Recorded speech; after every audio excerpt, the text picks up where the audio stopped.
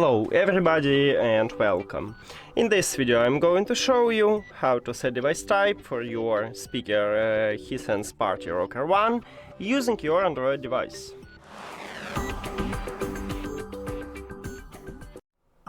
You have to start by open settings and then go to connected devices. At the device list click the information icon or settings icon near to your speaker.